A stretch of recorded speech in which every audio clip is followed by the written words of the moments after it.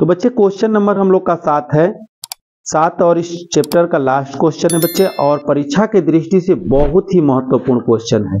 Question number जो 7 है बच्चे वो वेरी वेरी इंपोर्टेंट है, अर्थात यह बोर्ड मॉडल क्वेश्चन है, यह हर बार बोर्ड परीक्षा में पूछता है। ठीक है बच्चे, तो क्वेश्चन नंबर 7 हम लोग एकदम गौर से देखेंगे, थोड़ा भी नजर विचलित नहीं करेंगे, इसलिए कि यदि आपको 5 नंबर चाहिए तो इस क्वेश्चन को 100% गौर से देखना होगा। ठीक है बच्चे, क्वेश्चन नंबर 5 देखिए, क्या 7 क्या बोल रहा है, यहां पर बोल रहा है समीकरण x माइनस वाई प्लस 1 बराबर 0। ठीक है, समीकरण x माइनस वाई प्लस 1 यानी प्लस 1 बराबर 0 और 3x प्लस 2y माइनस 12 बराबर 0 का ग्राफ खींचिए। ग्राफ खींचना है बच्चे, गौर करना है, यह हर बार परीक्षा में देता है ग्राफ खींचने को, और अधिक से अधिक 5 नंबर का देता है, ज्यादा इसमें समय नहीं लगता है बच्चे। एक बार अगर गौर से समझ लेंगे तो ग्राफ 5 नंबर का आपके मुट्ठी में हो जाएगा। ठीक है, सदा के लिए इस प्रकार का समस्या दूर हो जाएगी। और फिर क्या बोला, x अक्ष और इन रेखाओं से बने त्रिभुज के शीर्षों के निर्देशांक ज्ञात करें और त्रिभुज पटल को छायांकित करें। बहुत बढ़िया सवाल दिया है बच्चे, थोड़ा इसमें जो दे रहा है कि त्रिभुज x अक्ष पर जो त्रिभुज बन रहा है उसके निर्देशांक बिंदु को लिखना है, और त्रिभुज जो बन रहा है x अक्ष पर जो त्रिभुज बन रहे हैं उसके पटल को यानी उसके परत को जो बन रहे हैं उसको क्या करना है, आपको छायांकित करना है। ठीक है, तो सर्वप्रथम हम ग्राफ खींचते हैं बच्चे, इसके निर्देशांक बिंदु निकालते हैं और निर्देशांक बिंदु निकाल करके इसके ग्राफ खींचने के बाद पता करते हैं कि ये कैसी आकृति बन रही है, वास्तविकता में त्रिभुजाकार बन रहा है कि चतुर्भुजाकार बन रहा है कि वर्गाकार बन रहा है। जो भी आकृति होगी आप ग्राफ में एकदम साफ स्पष्ट सुस्पष्ट देख लेंगे कि ये वास्तविकता में एक त्रिभुज बना है कि नहीं। चलते हैं बच्चे, x माइनस वाई प्लस 1 बराबर 0 बताया हूं। ग्राफ खींचने के लिए निर्देशांक बिंदु निकालने पड़ते हैं, और वो निर्देशांक बिंदु कैसे निकलते हैं, एक चर को एक तरफ कर देते हैं, बाकी चर अचर को एक तरफ कर देते हैं जी। तो x बराबर इस सबको इधर बेन दीजिए, -1 प्लस वाई हो गया। ओके बच्चे जी, अब यहां पर आप निर्देशांक बिंदु निकालने के लिए इंडेक्स बना लीजिए ऐसे, एक में x एक में y। गौर करते हैं, y का मान आप कुछ भी रखें, यदि y का मान 2 रखते हैं तो लीजिए y का मान 2 रख दिए तो 2 में 1 घट जाएगा तो x का मान 1 हो जाएगा। ठीक है, अगर सर y का मान -1 रखते हैं कोई बात नहीं है, आप माइनस रखिए चाहे प्लस रखिए, कोई दिक्कत नहीं है। अगर y का मान 3 रखते हैं तो लीजिए y का मान 3 रख दिए तो x का मान क्या होगा, 3 में 1 घट गया 2 आ गया। ओके बच्चे, एक इसका निर्देशांक बिंदु निकल गया। चलिए समीकरण नंबर 1 खत्म, समीकरण नंबर 2 में प्रवेश करते हैं। यह आपका 3x प्लस 2y माइनस 12 बराबर 0 है। अब इसमें मैंने क्या बताया कि सभी चर अचर को एक तरफ कर देंगे, एक चर को केवल एक तरफ करेंगे। तो 3x बराबर इधर इसको भेज देते हैं दोनों को, तो ये हो जाएगा 12 माइनस है तो ये हो जाएगा प्लस, ये प्लस है तो हो जाएगा माइनस। ओके, तो 3 बराबर क्या होगा, सॉरी बच्चे x बराबर क्या होगा, तो 3 भी इधर आ जाएगा तो 12 माइनस 2y अब बट्टा में क्या हो जाएगा 3 हो जाएगा, क्योंकि यहाँ गुणा है इस साइड में आएगा तो भागा बनेगा। इसके लिए इंडेक्स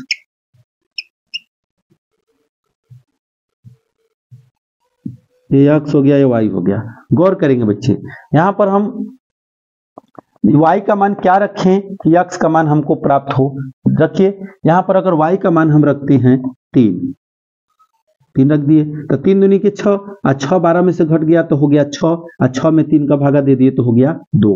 गौर करिए यहाँ पर बता देता हूं, मैंने क्या रखा, y का मान 3 रखा तो 3 रख दिए, बटा में यहाँ 3 है तो 12 माइनस 3 दूनी के 6 बटा में 3, तो 12 में से 6 घटा 6 बचेगा, बटा में 2 है कटा दीजिए 2 3 6, कितना आएगा बच्चे 3 आएगा ना 2 आएगा, ये बटा में 3 है बच्चे, ऐसे बटा में 3 है तो 3 दूनी के 6 2 आएगा, यहाँ पर क्या रखेंगे 2 आ जाएगा। ओके जी, इसी तरह आपको मान बैठाना है। ठीक है, ये आपको दिमाग में कैलकुलेशन कर लेना है। ठीक है, अब चलते हैं यहाँ पर और क्या रखा जाए, तो यहाँ पर यदि आप रखते हैं 5 या आप 4 रखते हैं, 4 रखिए तो 4 दूनी के 8 हो जाएगा, और 12 में से 8 घटेगा तो 4 बचेगा, यानी दशमलव में आएगा। तो दशमलव में वाला बात मतलब मान मत रखिए आप ऐसा मान रखिए ना कि जैसे कि मान लीजिए कि आपका जो कटने वाला मान है दशमलव में आएगा, तो आप दशमलव का मान खींचने में, दशमलव का ग्राफ खींचने में थोड़ा सा हिचकिचाएंगे,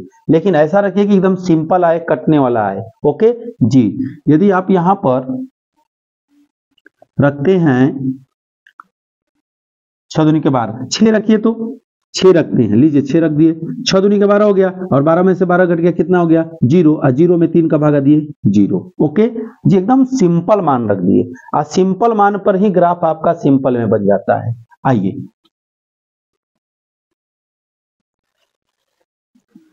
ये रहा, देखते हैं सर्वश्रेष्ठ मान क्या है। x अक्ष में 2, ये बच्चे इतना बड़ा ग्राफ नहीं आ जाएगा, ठीक है, इतना ही छोटा में आ जाएगा, बहुत छोटा ग्राफ खींचाएगा।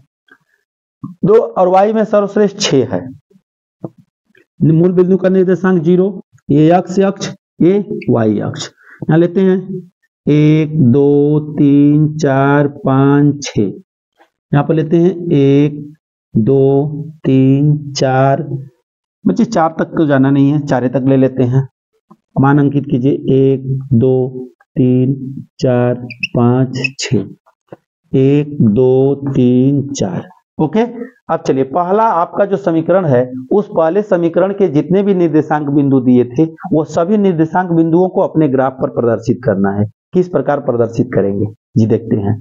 पहले क्या निर्देशांक बिंदु 1 है और क्या है 2 है, तो x अक्ष पर 1 है, y अक्ष पर 2 है, तो x अक्ष पर 1 यहाँ है और y अक्ष पर 2 यहाँ है, तो यहां से उठाएंगे बच्चे, ऐसे ऐसे उठ गया, और y अक्ष पे 2 पर जाकर के ऐसे यहाँ भेंट हो गया। ओके जी, ऐसे ऐसे भेंट हो गया, एक बिंदु हो गया निर्देशांक बिंदु। दूसरा मान देखते हैं, x अक्ष पर 2 और y अक्ष पर 3, x अक्ष पर 2 है और y अक्ष पर 3 है, तो इधर से ऐसे आएगा, इधर से जाएगा। लिखते हैं बच्चे, आपको जो ग्राफ खींचना है वो ग्राफ के कॉपी मिलेगी आपको, ठीक है, आप अपने ग्राफ के कॉपी पर खींचेंगे तो इस प्रकार का झंझट नहीं होगा। मैं तो आपको केवल क्या कर रहा हूं, मात्र सिखा रहा हूं। ये आपका हो गया, ये आपका मतलब एक जो आपका समीकरण था, समीकरण नंबर 1 का, मैं यहां पर ग्राफ खींच दिया बच्चे, ठीक है, थोड़ा सा टेढ़ा है बाबू, यहां पर ग्राफ खींचा गया, ठीक है। चलते हैं अब क्वेश्चन नंबर, समीकरण नंबर 2 का ग्राफ खींचते हैं। समीकरण नंबर 2 का पहला निर्देशांक बिंदु 2 और 3 है, तो 2 और 3 इसी पर गया बच्चे, एकदम चकचक इसी पर गया है। देखिए x अक्ष पर 2 और y अक्ष पर 3, x अक्ष पर 2 y अक्ष पर 3, इसी पर आ गया, छोड़ देंगे उसको। अब चलते हैं, दूसरा निर्देशांक बिंदु क्या है, 0 और 6, 0 और 6, तो 0 और 6 है बच्चे, गौर करेंगे, 0 यहां पर x अक्ष पर है और y अक्ष पर 6 है, यहां पर ऐसे, ठीक जी। इसको क्या करेंगे, अब हम देंगे इसको मिलाए, पहले ये वाला को खींचते हैं, मिलाते हैं,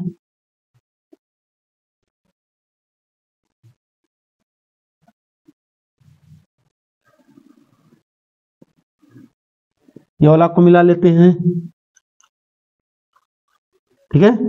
अब उसके बाद इसको और चाहें तो आप बढ़ा सकते हैं ऐसे, और इसको ऐसे मिला देते हैं, ऐसे, यहां से ऐसे मिल गया। गौर कीजिएगा, यहां पर निर्देशांक बिंदु मैं अंकित कर दे रहा हूं पहले, ये आपके निर्देशांक बिंदु हो गए, एक x अक्ष में 1 और y अक्ष में 2, 1 और 2 हो गए, ये वाला निर्देशांक बिंदु हो गया x अक्ष पे 2, y अक्ष पर 3, ये वाला हो गया।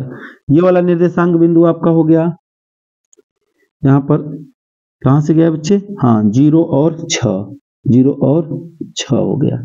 गौर करना है, अब बच्चे ये वाला जो बिंदु आ रहा है आपका कहीं ना कहीं यहाँ पर कोई ना कोई पर जरूर मिलेगा, तो आपके ग्राफ में जरूर कहीं ना कहीं मिला होगा, आपके ग्राफ में जरूर मिला होगा, ठीक है।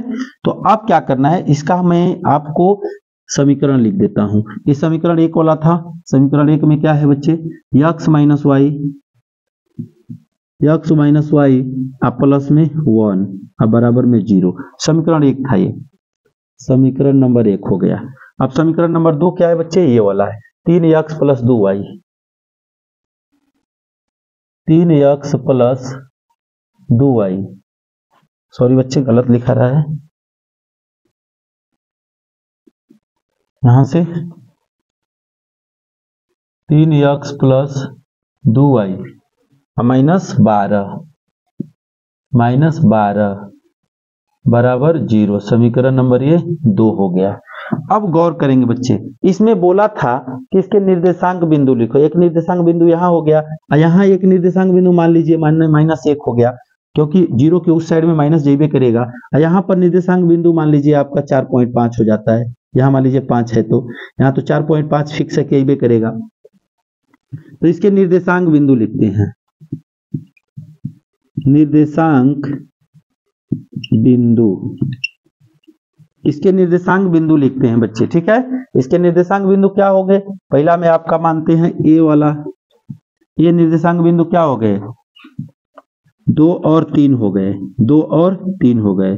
बी निर्देशांक बिंदु क्या है, इसको ले लेते हैं, 1 और 0 ले लेते हैं। सी निर्देशांक बिंदु आपका क्या होता है, सी वाला ले लेते हैं, इसको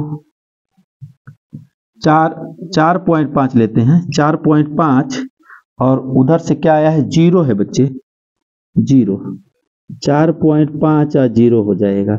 ये आपका निर्देशांक बिंदु है। अब इसको छायांकित करना है तो छायांकित आप ऐसे ऐसे कर दीजिए, छायांकित ऐसे ऐसे छायांकित कर दीजिए। त्रिभुज बोला है कि जो x अक्ष पर जो पटल बनेंगे, जो मतलब कि जो आकृति बनेगी उसको आपको छायांकित करना है, तो छायांकित कर दिए। इस प्रकार बच्चे आपका 5 नंबर कंप्लीट हो गया। ठीक है बच्चे, यदि वीडियो अच्छी तरह से आपको समझ में आए बच्चे तो कृपया करके लाइक, सब्सक्राइब और शेयर करना ना भूलें बच्चे, और अधिक से अधिक अपने दोस्तों और अपने रिश्तेदारों रिलेशनों में शेयर करें ताकि उसका फायदा उन लोग भी उठाएं और अधिक से अधिक ये वीडियो लोगों तक पहुंच सके। थैंक यू बच्चे।